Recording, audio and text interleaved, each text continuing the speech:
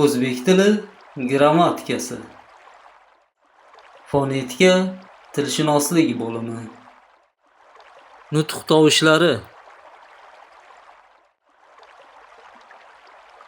Tovushlar qanday paydo bo'lishiga qarab ikki guruhga bo'linadi.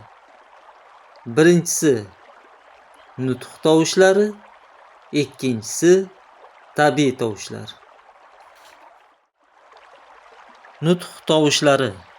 Nutq tovushlari nutq a'zolaridan hosil bo'ladigan va ma'no anglatadigan tovushlar hisoblanadi. Tabiiy tovushlar. Tabiiy tovushlar nutq a'zolaridan hosil bo'lmaydigan va ma'no anglatmaydigan tovushlar hisoblanadi.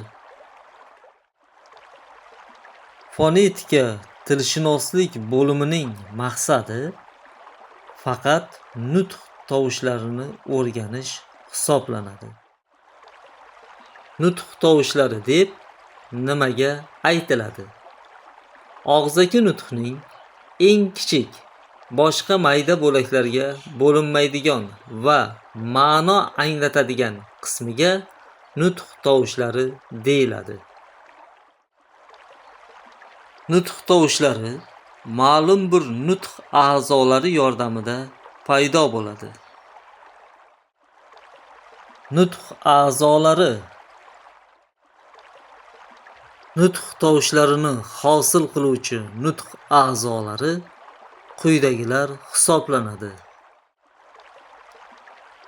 O'pka, tog'aylar, un paychalari, bo'g'iz bo'shlig'i, og'iz bo'shlig'i, burun bo'shlig'i, til, lablar, tishlar.